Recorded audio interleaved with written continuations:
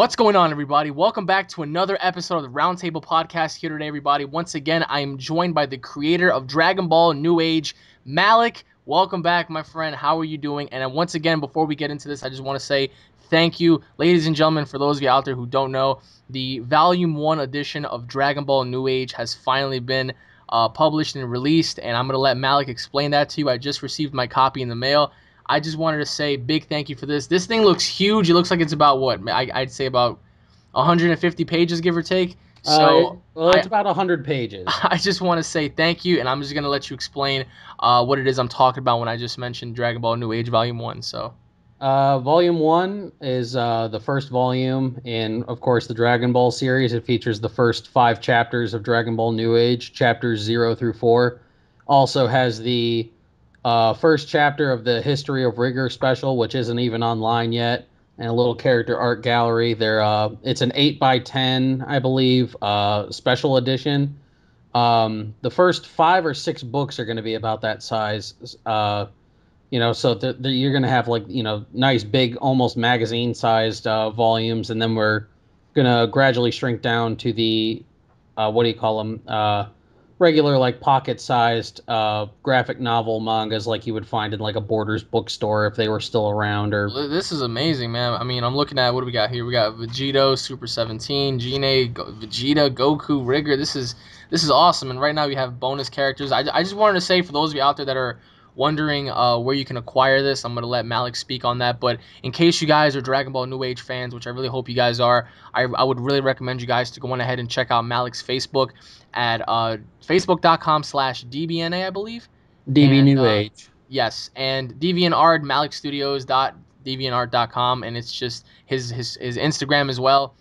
I mean, I'm speechless because this looks really professional. Like the fact that we have Hey Shenron on the front, he looks so badass having a black and purple dragon. It's just like, oh, this is incredible, man. Like really. So if somebody's looking to acquire this art, this manga right here, where would they be able to find this? The very first volume, like right now, where it's not available online at the moment. The only way you can get it is to attend Glass City Con right now in Toledo, which comes up July 25th through the 27th in Toledo. You can visit their website at glasscitycon.com. I'm going to be there. That's going to be the place where you can get signed advanced copies of Dragon Ball New Age Volume 1. After I get back on July 28th, they will become on sale online for at least a limited amount of time, just to be safe, because, even though I have a legal disclaimer in there and, so on and such forth, it's still owned by Shueisha and all them. So if it, like with Young Gigi and Toyble, if at any time, any of those parent companies issue me a cease and desist to stop selling them, then I have no choice but to stop selling them online. So when they do go on sale, if you do want one, make sure you get one, because they could be they could be online from now on, but they could only be online for a few months, before I have to take them down. So if you want one, make sure you get them, and just stay tuned to the Facebook, because I'll be posting the link to buy Volume 1 there. There'll be a link on DeviantArt, so as long as you're staying in contact with me, you'll be able to get the link to go and purchase Volume 1 and the future volumes when they become available. And that's the thing, guys, especially if you guys are Dragon Ball Z fans, Dragon Ball GT fans, for that matter, this is the thing to check out, because like I've told you many times, I've watched and read Multiverse AF. I've even gone to see other stuff as well. It's really cool. It's a really great concept, but this one for me caught my eye because, like I said, character development is a big must, and the way the story arc is set up. I mean, like I said, we had this conversation, guys, just about yesterday until this entire thing was ruined due to technical difficulties, of course. But a lot of you guys seem to hate Dragon Ball New Age because of the fact that it takes place after GT. It's just like the moment you even mention the letters GT, it just becomes apparent that people begin to hate. And I just wanted to say that if you guys just give it a chance and just go back and just at least read 1 or 2 chapters, right? And then you'll see exactly where the story arc is going in terms of, character development and plot lines and whatnot. And it really makes sense. I mean, having to have, Rigor being this supreme being that's just pretty much unstoppable. We've seen him fight Gogeta, and of course we have the Alpha Lords, which are like these overseers of everything, like the creators and just pretty much the overseers of Kais and gods. And that's incredible because their power levels are just beyond any measurable scale at all. So it's crazy how like the story arc is set up, and I believe you're gonna have the Bounty Hunter saga, the Super Android saga, you have the Rigger saga, you're gonna have the Elijah saga, which I'm really looking forward to. So in case you guys are Dragon Ball fans, especially if you guys want to, invest your time to see what happens next, because I feel like the future is in our hands as, consumers and, just artists, because since Akira Toriyama is not, getting up to par with his stuff, I mean, yeah, we're getting a new movie. I mean, that's incredible. We're going to get an awesome movie, but he's not, he's not doing what he once did and just following up, to his work consistently. Of course, he's getting older, and we've seen what happened when Toei Animation grabbed GT. But in case you guys wanted to find out what really happens in the world of Dragon Ball from an alternative perspective, this is the thing that I would suggest you guys to just go on ahead and check out. Just give it a chance. If you don't like it, then fine. But if you guys like it, I mean, I'm going to be here saying that I told you so. So one thing that I wanted to talk to you, Malik, is the correlation between Dragon Ball New Age and the next Dragon Ball Z film coming out. Now, of course, we have information that there will be another Dragon Ball Z movie, and we spoke about this.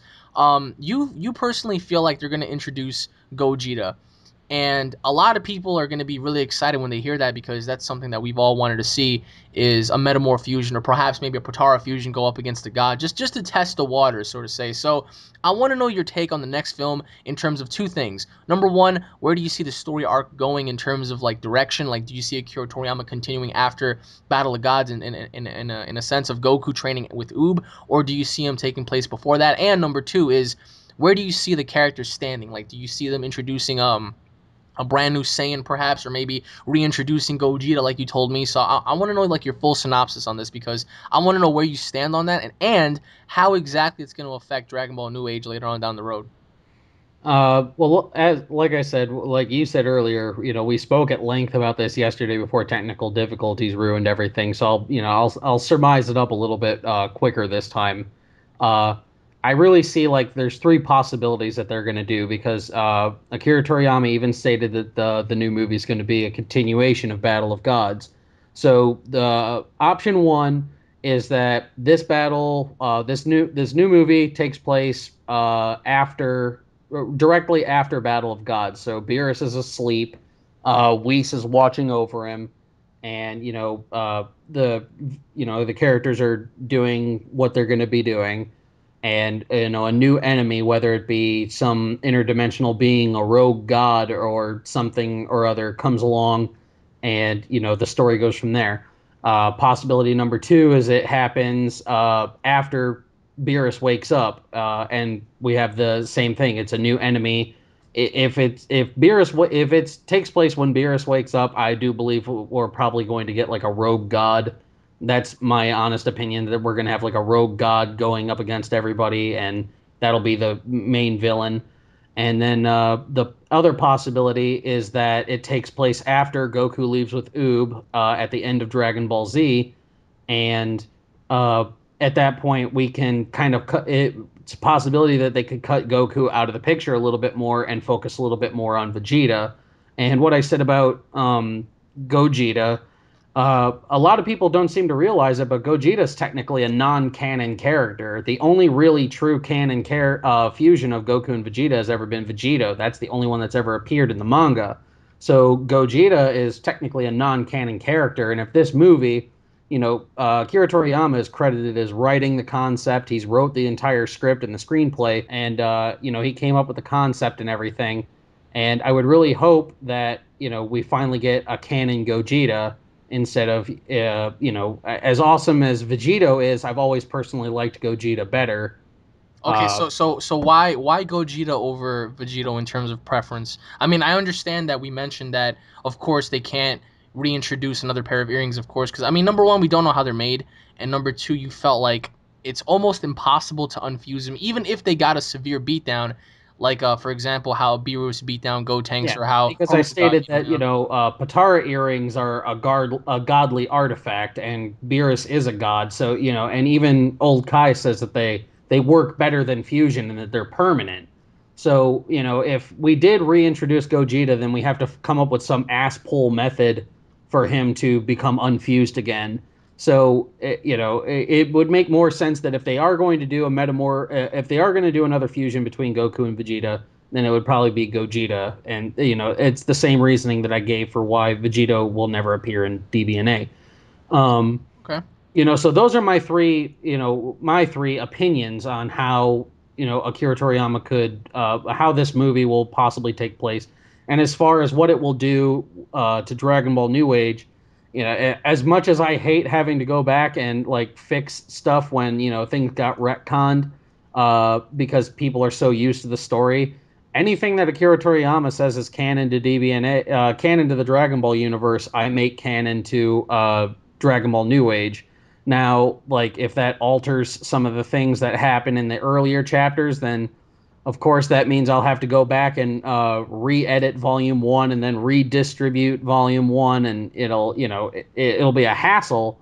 But if it's canon, then it's going to be canon to DBNA, and that's my stance on everything. Okay. Well, I mean, going back to what you mentioned about having a rogue god, for example, would you have it to where he's superior to Beerus but lesser than Whis, or would you have him be superior to both, to where Beerus and Whis require the help of the Z fighters? I mean, because I really don't. I told you this. I think that if they introduce Gogeta now, it takes away a little bit from him, because it would have made more sense to introduce him last time in Battle of the Gods and then have him get beat down if that was the preference in which you wanted to do, and then having a Super Saiyan God reemerge after that. But of course, you mentioned to me that there's a possibility that they're going to introduce a Super Saiyan God Gogeta. So, I mean, how would that even come about? Like, all right, let's say for example, there's a rogue god, you have Super Saiyan God Gogeta, and then you have Beerus. Of course, Beerus has unfinished business, and of course, you're gonna have this unknown enemy who's gonna pose a threat. So, how would the three characters correlate without getting in each other's way to the point where they're all beating each other down? You know? Uh, I think one. I don't think it might. It'll be a rogue god from, say, our the seventh universe where Goku and Beerus are. Okay. It could possibly be like a rogue god of destruction from another universe. Um, the As far as like being superior to Beerus and Whis, I think it would have to be if it's going to be a threat, because if Whis could one shot this guy, then it would happen. So if it's a rogue like God of Destruction, then he's from another universe and he's likely stronger than either of them. And Beerus has to go, and even though he might despise the thought, he and Whis have to ask for help from Goku and Vegeta. And it's at that point that I think we would see the reintroduction of Super Saiyan God. We'll possibly see Super Saiyan God Vegeta, and and there's a likelihood in that case that we might also see Super Saiyan God fusion. But as I said yesterday, this is all purely speculation at this point, because of what Akira Toriyama has said about the movie. He said there's going to be a lot more action than there was in Battle of Gods, but it's also going to be funny. So that kind of pokes a little bit of a hole in this rogue god theory, because if it's going to be utterly funny, then you really can't have a rogue god coming in and the whole thing is serious, because now he's beat down Whis, he's beat down Beerus. We have to go and ask Goku and Vegeta for help, and we have a fusion Super Saiyan God is the only person who can take it down. But anything is possible. We just have to keep our ear to the ground, and uh, keep our finger on the pulse of what's going on with this movie, and just look forward to finding out some new information about it. I mean, that's actually very interesting because you said that if it's a serious character, it kind of takes away. Now, what if this rogue god is a funny character? So sort of like how Majin Buu was when he first emerged. He was kind of like wacky and tacky, and then when the time came, he took it serious when he wanted to. But do you think that would take away as well? Because I mean, in my opinion, I think Beerus was kind of wacky as well, because he wasn't all serious. He was mainly like, oh, he was a little curious here and there, and then he turned into like this comedical character where all he wanted was pudding and to eat food and stuff like that. I mean, that's, if you call that serious, then that's fine. But um, in an aspect, I think that it serves its purpose of being humor right there by having Beerus alone. Right. But let's say, for example, the next character that they introduce in terms of being a villain is a wacky tacky character like Majin Buu. Do you think it would make more sense to have that, or do you think it would make more sense for this character to be like Cell or like Super Boo type character, where they were just like aggressive, they were on the point, they were on the same page, but then he knew what he wanted and just he was very serious about it. So like, what is your take on that?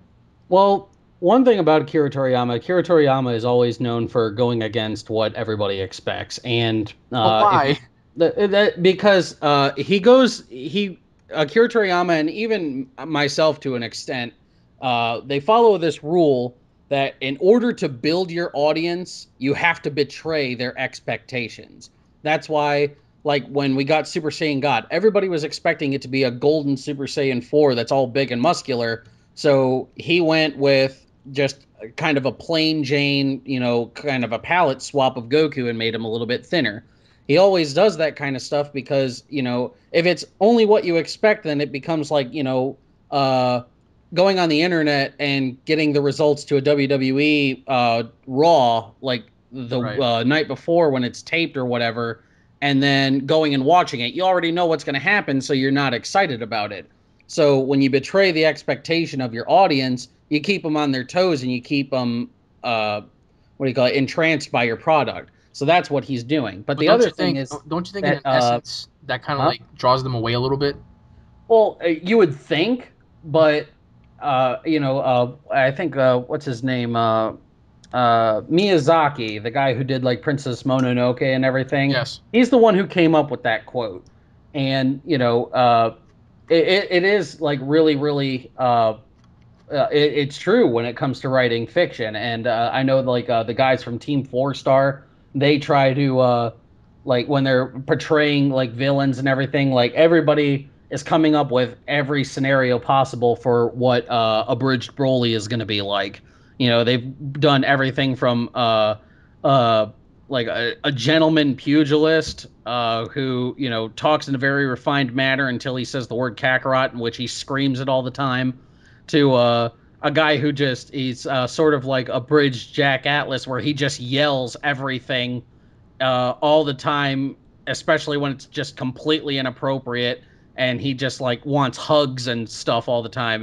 So they're doing everything, and but you know uh, in order, when you betray the expectation of your audience, it's like I said, you keep them on their toes and you kind of draw them in, because now your audience can't, put their thumb on your thought process. They can't put their thumb on, what you're going to do next with this particular character. It's like when they first introduced Majin Buu, or when they were getting ready to introduce Majin Buu.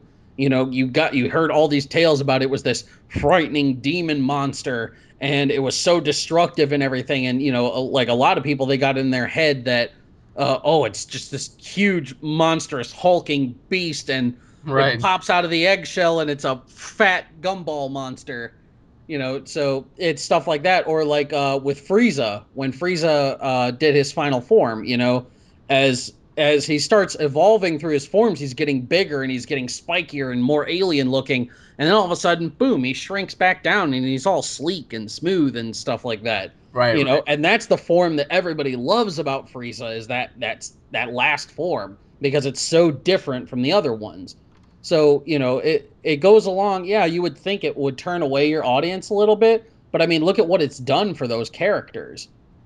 Well, I completely see your point, but don't you think in an essence Akira Toriyama is I wouldn't say out of touch, but do you think he cares enough to listen to the fans for at least one time to say, you know what?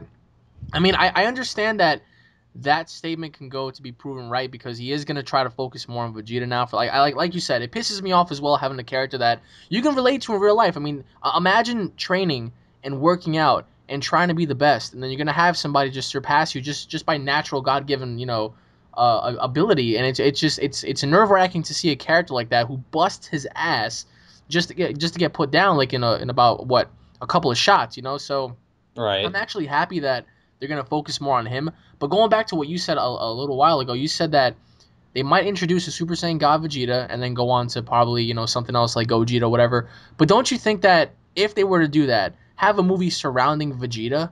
Because they already had one on Goku, so it wouldn't be fair in a sense just to have half of a Vegeta film and then just go with Goku again. So They focused more mainly on the Super Saiyan God form and the myth and the legend, and acquiring the skill and then battling. They told a very unique story on the actual form. Goku had a chance, he failed. Okay, move on to the next guy.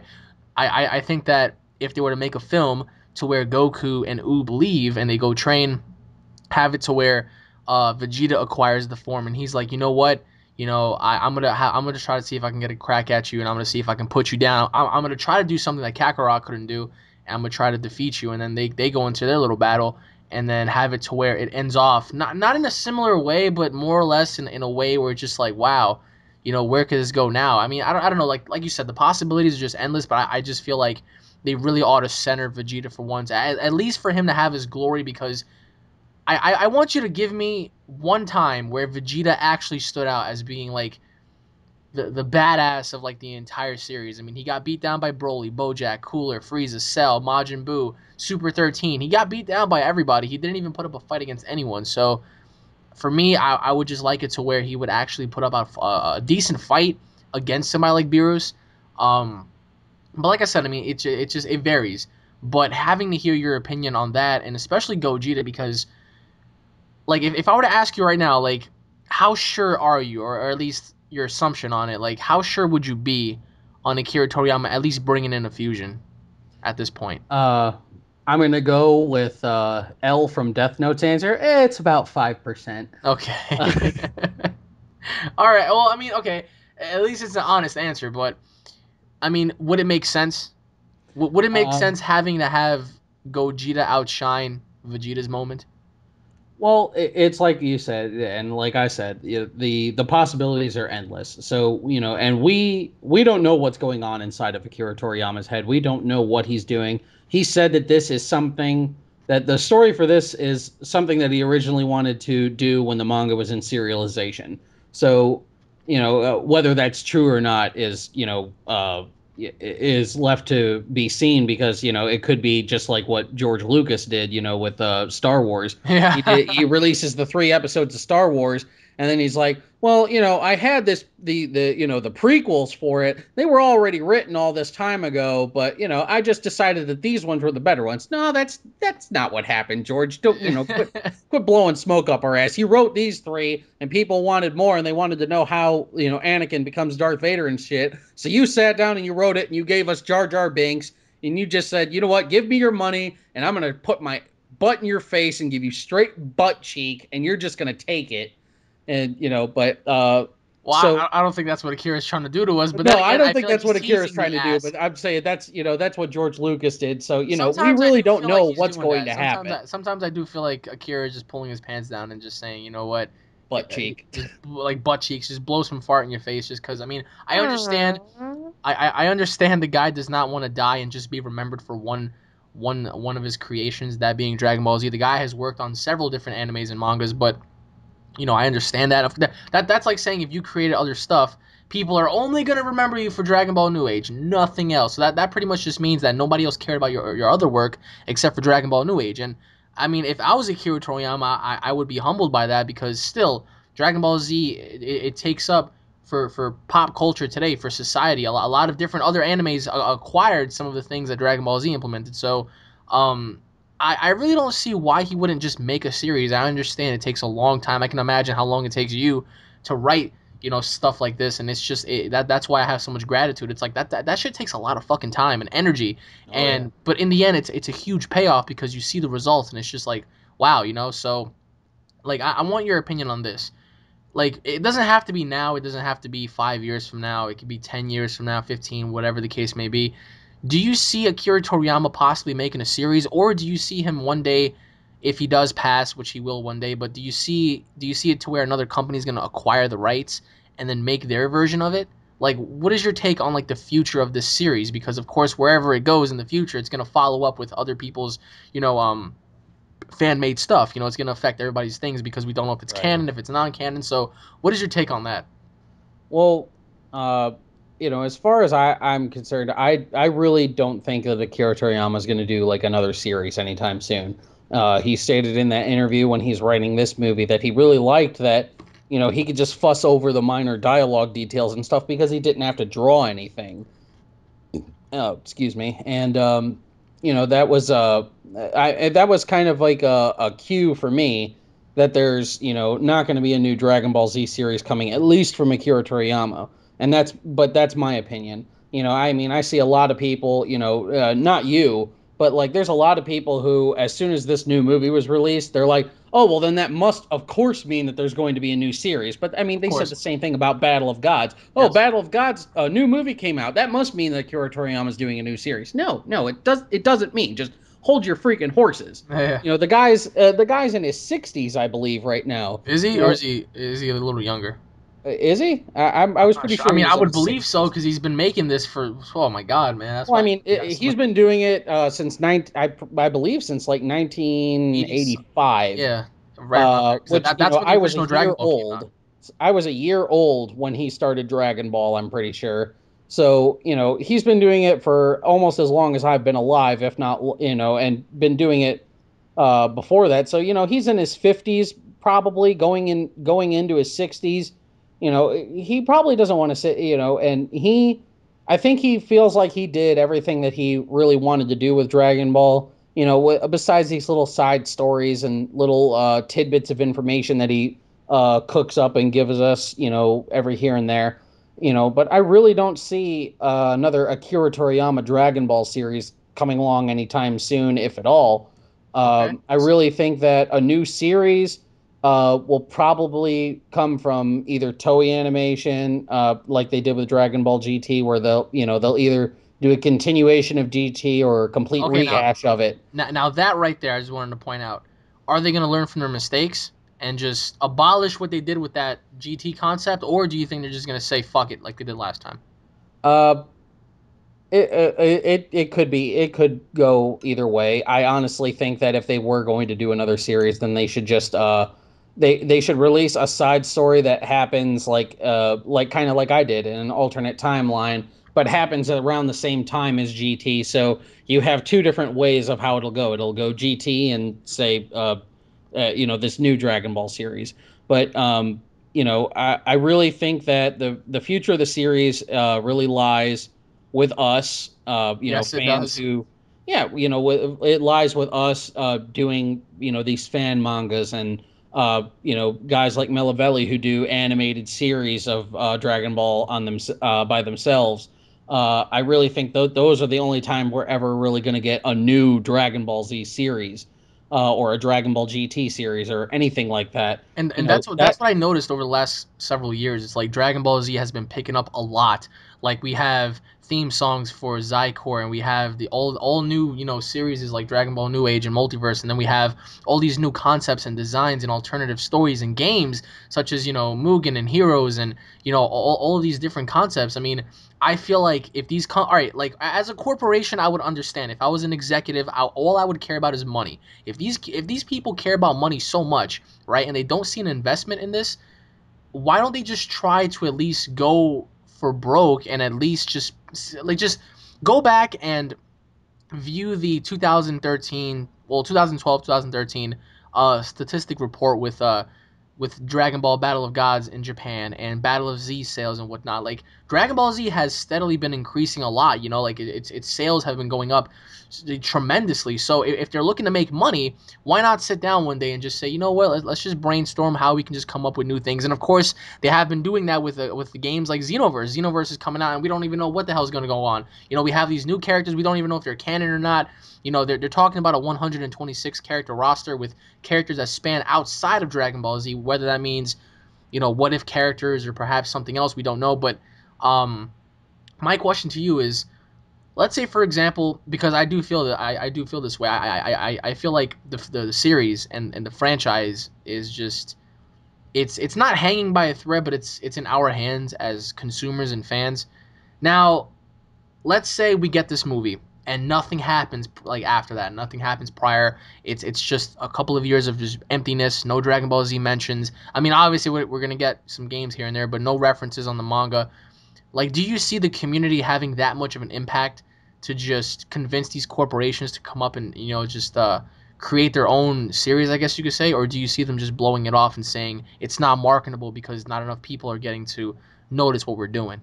Well, I think the problem lies in what they did with Dragon Ball GT. You know, Akira Toriyama was done with the series as far as writing it and stuff like that in 1995, but fan demand was so high that Toei Animation, acquired, basically approval from Akira Toriyama and created Dragon Ball GT. But even in Japan, the ratings for Dragon Ball GT were just abysmal. So I really think that Toei Animation they put their foot in the water at that point, and they realized that the water was too hot. The Dragon Ball Z has a very very demanding fan base. Yes, it does. You could see the big divide when it comes to people who they love Dragon Ball Z, but they're kind of meh about Dragon Ball, and they're really meh meh meh meh meh meh, meh about GT. So I really don't see Toei Animation doing that because like I said, they already put their foot in the water and they got burned. So I think that's what might be holding them back from trying to do another series because So they're they're afraid. worried about fan backlash. So you're saying that they're kind of afraid of the repercussions of having to create a series and then just having negative feedback. Yeah, they're worried about creating a series and us giving them straight butt cheek. Well, I mean, maybe for once, if they followed the concepts, they wouldn't get asked to faces. But it's just like if you were an executive in Toei Animation and they told you, Malik, Terry, here you go. Here's the rights. Do what you have to do. Like, in what direction would you go in? Like, in terms of having to bring in the fans, especially new fans today. I mean, I feel like there's a lot of new fans that, you know, they probably have heard of Dragon Ball Z, but don't know too much about it. They probably just figure, oh, it's a bunch of screaming and lots of like punches and stuff. You know what I mean? Like I Right. remember a long time ago. I remember I met one of my friends' friend, and I asked him, I was like, you watch Dragon Ball Z? He was like, isn't that what like all the screaming and like they have like long hair and stuff? I was like, oh jeez, is that what you think of Dragon Ball Z, bro? Right. It's just like, so if they came up to you and they said, hey, here you go, do what you have to do. These are your three rules. You have to bring in the fans, you have to bring in ratings, and you have to make sure that the concept sells to the masses. So how exactly would you go about introducing a new series if you were running Toei Animation and of course having to sell this product to like the audience, to your hardcore fans and your new fans, by also correcting your mistakes with GT and just giving them a heads up like, hey, we fixed our shit and we know what we're doing now, so just please give us a chance. At that point, I believe it becomes an issue of doing what kind of like what Hollywood does, where you realize like the best example I can think of is the Planet of the Apes franchise. They rebooted the Planet of the Apes with that. I think it was in 2001 with Mark Wahlberg, and that movie just completely bombed. So they halted the franchise right there, said no more movies, and then they're like, all right, we're just going to completely disregard that and go with something and make it even more awesome. And we're going to retell the origin story of how the planet became conquered by apes and so on and such forth. So I really think that like if they came to me with that, I think that's the kind of approach that I would have to take. I was like, I would look, okay, we have where Goku left off with Oob at the end of Z. Yes. And there are people who like GT, and we can't just completely disregard that. So let's go in a different direction. Let's give them an alternative story of what happens after Goku leaves with Oob, and that gives us, you know, uh, time to focus on Goku and Oob training. What goes on in Gohan and Vidal's life, with the birth of Pan and stuff like that, gives us the chance to see what goes on with Trunks. Gives us the chance to see what Vegeta's been doing since he kind of squashed his beef with Goku. Right. We little things like that we can explore a little bit more. I think that's what, if I was going to do a new series and like, but not like a post GT series like I did with New Age, I think that's what I would do. Is I would do a post Z series that follows up after Goku leaves with Oob. Well, I mean, so like, I understand where you're coming from, but I'm still trying to figure out like their issue. I mean, as a company, you would be like, all right, well, this doesn't draw as much because I remember going back and talking to you about Raging Blast. I remember talking to you about that, and you said that Raging Blast didn't really do so good. Neither did Ultimate Tenkaichi. But all of a sudden, Battle of Z did good and stuff like that because of the movie and whatnot. So it's just like I feel like the money's there if they're looking for it, of course, but not without. I mean, it like that's like saying, hey, if you really want my money, give me what I want, and I will pay you the fucking world. Because I mean, as fans, we're all fans of something. I mean, I know a lot of people right now are gonna be like, you guys are fanboys. If you're a fan, you're a fanboy of something. We're all fanboys of something. Whether it be baseball, basketball, wrestling, anime, movies, whatever. Like we're all gonna be fans. Some of us hardcore fans, just of something. So a lot of people are going to reference Naruto. They're going to say, well, Naruto really needs to start catching up because Dragon Ball Z is just blowing right past it right now, especially in 2014. Having Battle of Z, you're going to have Battle of Gods come out in English. You're going to have Xenoverse and the announcement of the 2015 film. So it's just like, whoa. But, like, the future of Dragon Ball New Age, given the fact that, yes, it is 2014, like later on down the road, even if nothing does occur with Kira Toriyama by having him do new things, where does Dragon Ball New Age stand 5-10 years from now? Well, I'm hoping that at the rate that I'm going in about in a little over 5 years, I'll probably be done with the story, and it'll be just as I guess I would say just as popular as Dragon Ball AF. A lot of people already consider it that a lot of people already consider it as popular as AF. Some people consider it more. It all just depends on the fan that you go to. Um, but I really hope that, with the way that Dragon Ball New Age has been picking up because of guys like you sharing it, guys like the Tao of Dragon Ball and Derek Padula sharing it, my association with Masako from Team Four Star, other big people in the Dragon Ball community, like that announcer guy who, like, shouts me out and stuff like that. Other fan mangas, really, giving me shout outs and stuff like that. I really hope that it becomes something kind of big and that, maybe people would gravitate towards it and realize that, I didn't go in the same direction as the anime version of GT, that I kind of did like the manga version of GT, where it's, it doesn't have all that happy horsemanner that, was like the villains escaping hell and Hellfighter 17 and this and this and this and this. And, some of the things that were really, cruddy about Dragon Ball GT. I did sort of my own version of it. And, I hope that they look past that and they find something that they can read and enjoy. And, I hope that, I mean, to be perfectly honest, with even as far as I've gotten right now with Dragon Ball New Age, I'm read in 132 countries. I'm approaching 12, I believe, different languages that it's been translated into. Hundreds of people are visiting my page, every week. Whether it be the DeviantArt page or the Facebook page or the Instagram or the Twitter and stuff like that. There's people modding games for it. People trying to make Dragon Ball New Age Ultimate Budokai my dream game. And that's what I'm waiting for. I with the Enigma TNG soundtrack. Oh Jesus Oh hell Christ! yeah, dude! It would That be that would awesome. be like, I think I fuck every other game. Christ, and you better not stop writing, man. I mean, although I wanted to save this question for another time because I feel like we can just talk forever about this. I just really hope, for a lot of people's sake, because even though like things are starting to pick up, you're gonna see later on down the road, it's just gonna be like, I don't think I'm gonna stop, man, because this is growing into something special. I know if I can see it, and if many other people can see it, you definitely have to see it too, because it would really be disappointing if you stopped as well, along with some other people, because of course you can't really continue to do something forever, but Right. having it come to an end. I mean, I wanted to ask you like what's going to happen after New Age, of course, but just the fact that you have four very solid sagas and Six.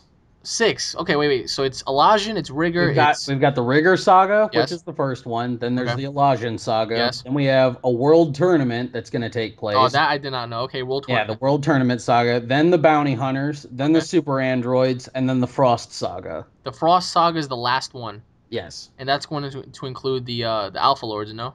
No, the Aspect Lords are all in the Elasion Saga. The Oh, Aspect okay. Lords might make like little cameo appearances throughout the rest of the series, but the Frost Saga harkens back to a lot of people believed that Akira Toriyama wanted to stop Dragon Ball Z at the end of the Frieza saga. Which case So he I did. decided to do something like that where I would end it with I would end Dragon Ball New Age with a relative of Frieza. Why that? Uh, Why a relative? well, because I'm not going to bring back Frieza. I'm not going to do like AF and a bunch of these other fan series do, where they bring back every other villain, just because they can't come up with any villains by themselves. So So you're paying homage to Akira Toriyama. Very very yeah, I'm paying homage to Akira Toriyama by doing new villains, but I'm not stealing his characters. right. Well, I'm my not question to stealing you his is villains. my question to you is, given the fact that I already know about these aspect lords and the way you describe them is just like they're infinite, like that's it, that's bottom line. So Yeah. why don't they be like the final guys? Like if you're gonna go on a bang, do it the biggest way possible by having to fight these alpha aspect lords, which are just supreme beings. If you're saying that they created everything, period, I mean, I think as a fan, if I was reading your series and I got to that point and I just found out that whoever's left is gonna go up against these beings, I'd nut all over my wall because like that shit is just like, oh wait a minute. So you're telling me that there's an overall, there are overseers of everything. These are the creator of creators, and now you're gonna have them go up against whoever. That's fucking sick. I mean, not that I disagree with your Frost saga, because I do think that what you just said was very interesting. Having a relative, whether it be, I don't know, a father, grandfather, brother, I don't know. I mean, I don't know which direction you're planning on going with this, and I'm very interested to see. But and of course we don't want to ruin it for you guys, but um as a fan reading this for the first time, like how would you approach them in a sense of like having to understand, certain characters? Like I know some people may not be as interested in the World Tournament saga as they are with Rigor, or maybe they'll be more interested in the Elijah saga than the Bounty Hunter saga. So like, what is your opinion for those people that are gonna think that way in terms of like, oh, this saga was great, but this one's lacking because the other one had so much. Uh, well, to go back to what you said before, why do I have the Aspect Lord showing up so early in the series? Right. Um, it harkens back to what I said before. In order to build your audience, you have to betray their expectations. Now, everybody, we're dealing with the Aspect Lord of Evil in Elijah. So you're dealing with the being who is evil. Everything dark, evil, negative, all things black and bleak come from him. Where do you go from here? And that's what I take from Colors. The first taste is free, and then you just gotta keep coming back and getting a little bit more of it. And that's what I was hoping to do with what I'm doing with the Elijah saga. That okay, they're dealing with these beings that are this and this and this. Well, how do we top this? How do we go from here? Well, there's as I try to tell some of my fans when they ask me about that, there's always a method to my madness. So as far as what I'm going to do after this, you know, one thing I did want to point out is that not every Dragon Ball villain is beaten by power alone. Okay. Sometimes it's not the strongest who wins the battle. Sometimes it's the smartest or the one who's willing to give up the most. Very So interesting. there's a little the little seed of what do you call it interest that I want to plant in everybody's subconscious the next time they decide to read Dragon Ball New Age. Now, as far as like people thinking that well, okay, well, this saga had this much, and I kind of well, maybe this saga doesn't have as much. Uh, you know, no matter what you do and no matter what kind of fiction you're doing, there's always going to be particular sagas that don't completely resonate with your core fan base. For a Right. lot of people, like when they look at Dragon Ball Z, they see the Majin Buu saga as a really really weak saga because Akira Toriyama was getting tired of the series at that point and was just pulling things out of his rear end, and it's that particular saga has the most they're not like super, really big errors, but it has the most errors of anything else in the series. Really? Oh yeah, there's a ton of errors in it. Like the biggest one is like Gotenks being able to go, straight from Super Saiyan 1 to 3 without Yes, yes, going that to 2. that bothered me as well. Uh I Stuff like that. Akira Toriyama having to ask pull methods to, unfuse Vegito and stuff like that. You could really tell in that saga that he was just writing it as he went along. And granted, he did that for a lot of the series, but that saga. And there's also like, even though his art was like at a peak at that point, you can tell that a lot of his art in that particular saga was really, really fast. It was drawn really, really quickly. It didn't have, for me anyway, a lot of the love that like some of the earlier sagas had in terms of their artwork. Like he really dedicated a lot of his time to it. I'm not saying he didn't dedicate time to it, but you could tell that, it's at that point that he was running out of things that he wanted to do with it, and he was just ready to give it up. So there's always going to be something that I do that's not going to completely resonate with either my core fan base or the new fan base. But all I can ask is that, anytime somebody brings something up to me that, maybe I could have fixed or something, and that's why I revamp my stuff all the time, because maybe I think of something that was a little bit better that could have been done. Or I think that, the fight could have been paced a little bit better, so I go back and I redraw it. Or there's something in the story that doesn't quite make sense, or there's a plot hole, and I can go back and I can fix it. So any of the errors in Dragon Ball New Age that you find, I fix them almost immediately. right.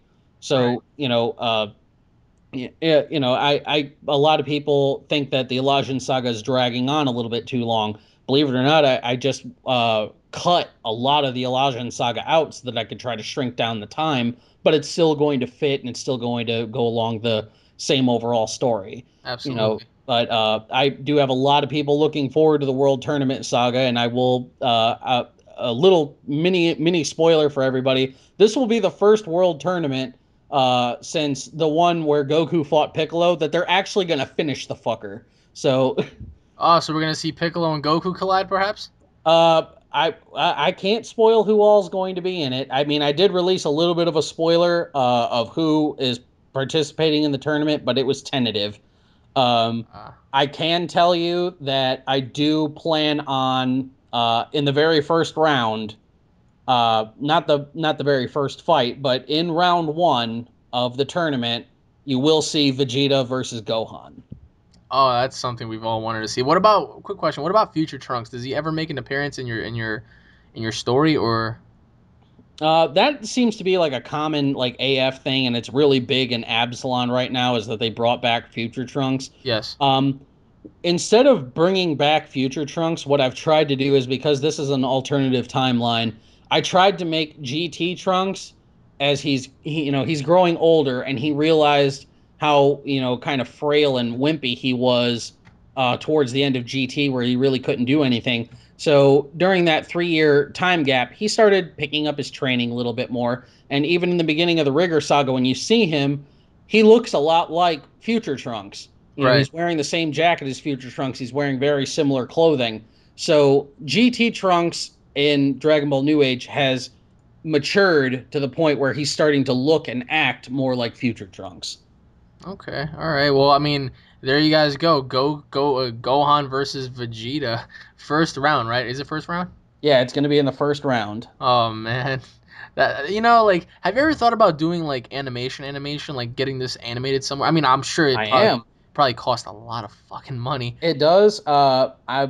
I'm not sure if you were aware, but before a little while ago, I was doing something called the Dragon Ball New Age Minisode series, Yes. where I was animating short, like 1 to 3 minute animations. Um, I came out with the Minisode one, which was just about a minute and a half narrative done by Masako X of Team Four Star. Shout outs to Mr. Masako if you're watching this. Oh yeah, yeah. Thank you very much, Masako. And to everybody wondering, Masako is a huge fan of Dragon Ball New Age. I remember asking him how he, came about to reading Dragon Ball New Age, and he said that he found it through a random Google search, and before he knew it, he had read 14 chapters in one sitting. And when I approached him, I was like, if I, wanted to possibly animate this thing, I didn't even say I was going to be doing an animation. I was just, I approached him with the idea, if I did do an animation, would you maybe want to voice Goku? And he was just like, yes, yes, 1,000 Kaioken times 1,000, yes. Uh, so he almost practically volunteered to be Goku for this series, and that's really what kicked it off.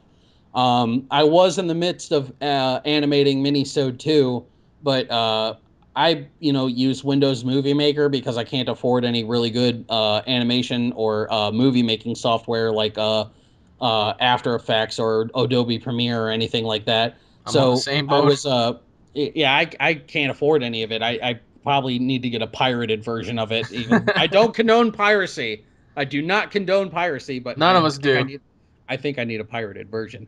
Um, but I was in the midst of animating it, and I had a couple hundred frames, I believe, for Minisode 2, and it was about half done. And I tried to open up the file, and the file became corrupted, and it crashed, and I lost everything. Oh So man. I think it was about a month and a half, 2 months of painstakingly drawing and coloring every single frame. And I lost all of it. And I was just like, you know what? I've just got to put this on the back burner for right now. I can't deal with this. This is way too stressful. So until I get something like Premiere, I put the animated minisode series on hold. One thing that I was wanting to do, though, I'm probably going to get a hold of the people that I did cast for Minisode, the Minisode series, series one, which was the Rigger saga. Get a hold of guys like Mosco, get a hold of Jamie Norwood, who voices Rigger, and Jamie Robinson, who voices Vegeta, and a couple of the other guys, and get some just like sound clips from them that from the original script that I had, and make about a minute and a half or something like that trailer of just little bits and pieces of animation, like a sort of like a teaser trailer for the Rigger saga, and then I might do other ones for like the Elijah saga and stuff, and I might do that instead of trying to animate whole episodes because I mean, look at Dragon Ball Absalon. That guy has he's animating it by himself, but he's got, other people who are working on it, and it takes him a year or more. Well, I think he's going on a year and a half, 2 years now to bring out the third episode, I think, Yeah, of isn't that the one with Absalon. Zycor and Vegito?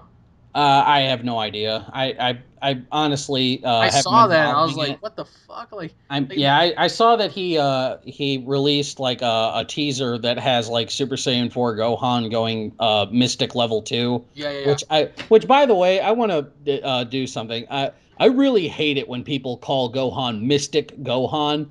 He's not mystic he's not magical. All of his power has just been brought out to the surface. That is ultimate Gohan. That is Gohan at his ultimate best.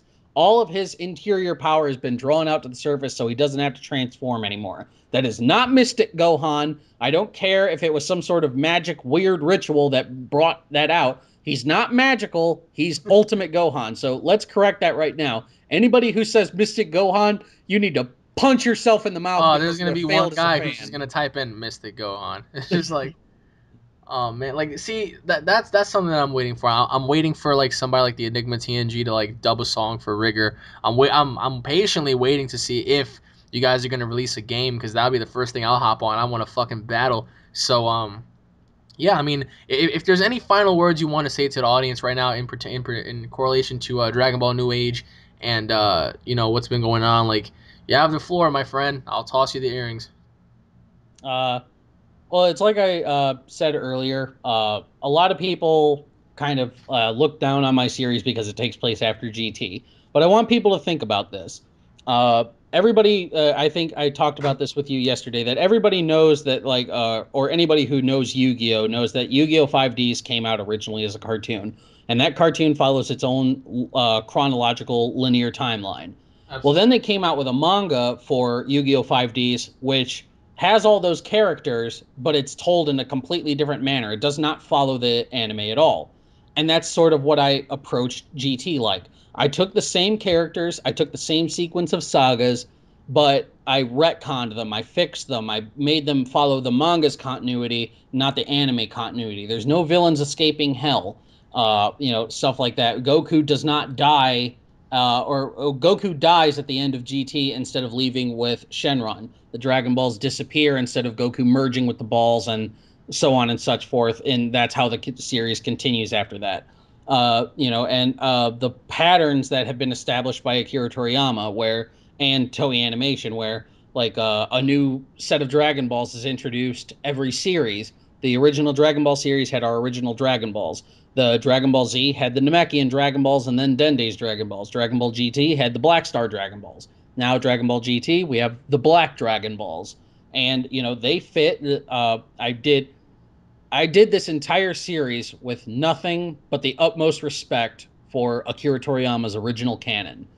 And I really hope that if you guys enjoyed what Akira Toriyama does with the series, that you'll at least give the series a look, give it a read, even if it's only a couple of chapters. If it doesn't sit well with you, it doesn't sit well with you. I did everything that I possibly could to make it a series where it's what I think would happen in a post GT Dragon Ball world, and I work my ass off on this series. I bust ass every single day on Dragon Ball New Age. I have people who work on this with me. I have people that I go to fact check and everything. I don't do anything willy nilly, and I don't just hand out things. I don't hand out Super Saiyans. Like Vegeta would say, is a Super Saiyan bargain sale. Everybody's got to work for the power that they get, and so on and such forth. So, if you liked Dragon Ball Z and you like the manga and you just want to see it continue, please, just please give my series a read.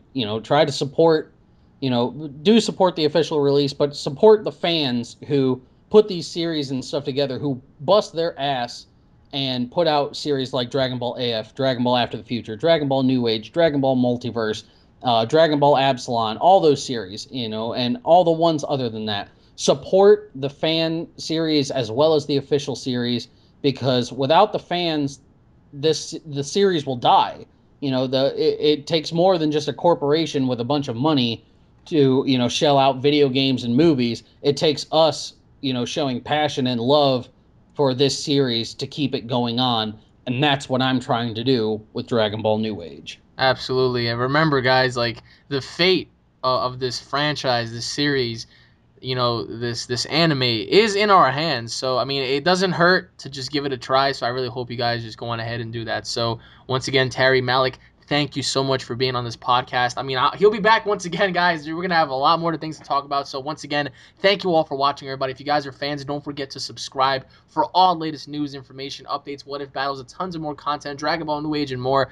If you guys enjoyed this video, please thumb it up. Hit the video up with a like and a favorite. Leave your thoughts in the comment section below, because I am really curious to hear what you guys have to say about the next Dragon Ball Z movie, Dragon Ball New Age, and whatnot. So once again, thank you, Malik, for being on this podcast. Check them out, guys. DeviantArt, Facebook, all the links will be in the description below. So thank you all for watching. Once again, Malik, I will see you in another time. So once again, everybody, thank you all for watching. We'll be seeing you all later. Peace.